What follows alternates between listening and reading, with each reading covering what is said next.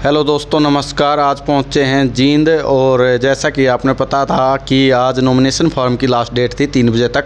वो सभी लगभग कैंडिडेटों ने अपनी पूरी कर दी है। सभी ने अपने नामांकन पत्र दाखिल कर दिए हैं और नामांकन पत्र दाखिल करने के बाद आज हम पहुंचे हैं एक लीडर से, जो नेता पहले पार्टी में था, आज़ाद समाज पार्टी में। अब उसने अपना निर्दलीय नामांकन पत्र दाखिल किया है कि पार्टी की टिकट से उसने, जो जेजेपी और आज़ाद समाज पार्टी का गठबंधन था, और जेजेपी और आज़ाद समाज पार्टी के गठबंधन की टिकट लेने से जिन्होंने मना कर दिया जींद से, आज उनसे आपसे बात करवाते हैं।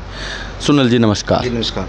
सुनील जी, आपको बहुत बहुत शुभकामनाएं। आपने आज नामांकन पत्र दाखिल कर दिया निर्दलीय। जी बहुत बहुत धन्यवाद सभी का। जी क्या कमियां खामियां रही हैं जिसने आपने ये पार्टी की टिकट लेने से मना कर दिया? देखिए, भाई चंद्रशेखर रावण हमारे नेता थे, हैं और हमेशा रहेंगे। हम उनकी जो फौज है उसके सिपाही हैं, उनके लिए हम तत्पर तैयार रहेंगे। लेकिन जिस प्रकार से उन्होंने अलायंस से करके कहीं ना कहीं अपने हाथ भी काटे हैं और कहीं ना कहीं समाज को भी पीछे धकेलने का काम किया है, उसके लिए हम हताश भी हैं, निराश भी हैं। और कहीं ना कहीं भाई साहब से हमारी जो है इस विषय में कहीं थोड़ी नाराज़गी भी है। रही बात है जो जननायक जनता पार्टी है, उनसे हमारी कभी दाल ना गली थी ना गलेगी। हम उनके साथ में काम नहीं कर सकते, इसलिए हमने जो है इस गठबंधन से अपना किनारा कर लिया। क्या मुख्य कारण है गठबंधन से आपने किनारा करने का? देखिए, जिस प्रकार से पहली चीज़ तो जनता के अंदर रोष है। उनकी जो कार्यशैली रही वो हमारे बिल्कुल भी हित में नहीं रही है, जिसकी वजह से आज जन जन के अंदर दुष्यंत के नाम का रोष है। और हम इस रोष को कहीं ना कहीं अपनी जो एक ढाल नहीं बनाना चाहते। हम नहीं चाहते कि वे उसके साथ काम करके हम भी कहीं ना कहीं उसके जैसे हो जाएं। हमने पीछे लगना छोड़ दिया है। हमने भाई चंद्रशेखर रावण से ही एक बात सीखी है कि वे पिछलग्गू बनना छोड़ दो। हम किसी के पीछे नहीं भागेंगे, हम अपना खुद का वजूद बनाएंगे और इस जनता के बीच में रह करके इस जनता की सेवा करेंगे। हमने ना तो किसी जो है बड़े नेता के चाटुकारी करनी, ना किसी के पीछे लगना। आज हमने अपने खुद के कंधों के ऊपर अपना जिम्मेवारी सौंप दी है। हम किसी और के साथ में किसी और के कंधे पर बंदूक धर के नहीं चलाएंगे। आपके क्या मुद्दे रहेंगे चुनाव में? अभी क्या मुद्दे रहेंगे जींद की जनता के जो मुद्दे हैं?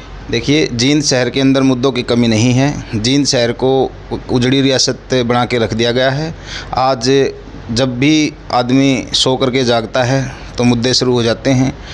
आदमी सो जाता है, मुद्दे ख़त्म नहीं होते हैं। चाहे वो शिक्षा व्यवस्था की बात हो, स्वास्थ्य व्यवस्था की बात हो, या अन्य जो महकमे हैं उनकी व्यवस्था की बात हो, यहाँ गलियों की व्यवस्था की बात हो, सीवरेज व्यवस्था की बात हो, पीने के पानी की व्यवस्था की बात हो, या कोई पार्कों की व्यवस्था की बात हो। जींद के एकलव्य स्टेडियम को आप देखोगे तो वो कहीं ना कहीं बिल्कुल बंजर हो चुका है। और जहाँ से देश के मेडल लेके आने के लिए जो है एक प्योत तैयार करी जाती है, उसको कहीं ना कहीं उजाड़ के रख दिया गया है। इस शहर को कहीं ना कहीं बर्बादी की तरफ जो है हमारे माननीय विधायक जी लेके गए हुए हैं, जिसकी हम कड़े शब्दों में निंदा करते हैं।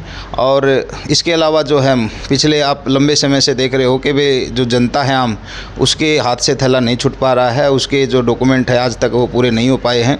कभी प्रॉपर्टी ID के टैक्स चक्रों में, कभी जो है अन्य किसी प्रकार के डॉक्यूमेंट्सों के चक्कर में, ऑनलाइन के चक्कर में इन्होंने है ना जनता का मूर्ख बना के रखा हुआ है। जो काम होने के 1 मिनट में होने के काम हैं, उनके लिए महीनों तक धक्के खाने पड़ते हैं। लोग फाइलें फेंक फेंक के भाग जाते हैं, उनके काम नहीं हो पाते हैं, जिसकी वजह से जनता बड़ी ही रुष्ट है। और जनता को इस दलदल से निकालने के लिए हमने ये जो प्रयास किया है, हम चाहते हैं कि भाई जनता, सरकार जो होती है जनता की सुविधा के लिए होती है, ना कि उसको दुविधा में डालने के लिए होती है। आपके सामने एक पूर्व मंत्री का बेटा है, एक विधायक और का बेटा, और खुद भी विधायक है, 2 बार विधायक रह चुका है, और प्रदीप गिल भी है, आम आदमी पार्टी से वजीर डांडा है। इतने कद्दावर नेता हैं, जो आप अपने उस पर क्या, किसके साथ अपनी टक्कर मानते हैं? किसको आप ज़्यादा ये मानते हैं कि भाई मेरा उसके साथ मुकाबला होगा? देखिए, मैं ना तो किसी के साथ में मुकाबला मानता, ना मैं किसी के साथ में कंपैरिजन करता, ना मैं किसी को बड़ा मानता, ना हम अपने आप को छोटा मानते। हम अपनी मेहनत के बलबूते पर, लोगों के प्यार और आशीर्वाद के बलबूते पर इस लड़ाई के अंदर उतरे हैं और हम अपनी जो लकीर है उसको बड़ा करेंगे, ना कि किसी लकीर को छोटा करने के काम करेंगे। सभी नेता जो हैं वो सम्मानित हैं, सभी अपना काम कर रहे हैं।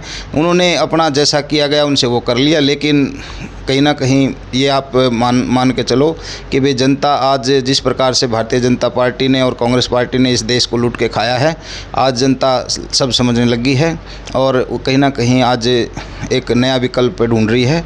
और जल्द समय में आप देखना कि भाई जब रिजल्ट आएंगे तो एक नया इतिहास इस ज़िंदगी धरती से लिखा जाएगा। आपकी बातचीत हुई, आपसे बातचीत करने की कोशिश हुई आपके बड़े लीडर चंद्रशेखर आज़ाद से? हमारी लगातार बातचीत चल रही है, हमारी ना उनसे इस विषय में कोई दूरी हुई है। वो अपना काम कर रहे हैं, हम अपना काम कर रहे हैं। वो अपने जगह पे सही हैं। उन्होंने जो फ़ैसला लिया है हम उसको, हमारी नज़र में वो गलत हो सकता है, लेकिन उनकी नज़र में अगर वो सही है तो हम उसका कहीं ना कहीं अप्रिशिएट करते हैं। उन्होंने जो फ़ैसला लिया है हम उसका सम्मान करते हैं, लेकिन हमारे लिए अगर वो ठीक नहीं है तो हम कहीं ना कहीं उससे किनारा करते हैं। वो जब भी हमें पुकारेंगे, जब भी जिस माहौल में भी होंगे, हम जाएंगे, हम उनके तन मन धन से साथ में हैं।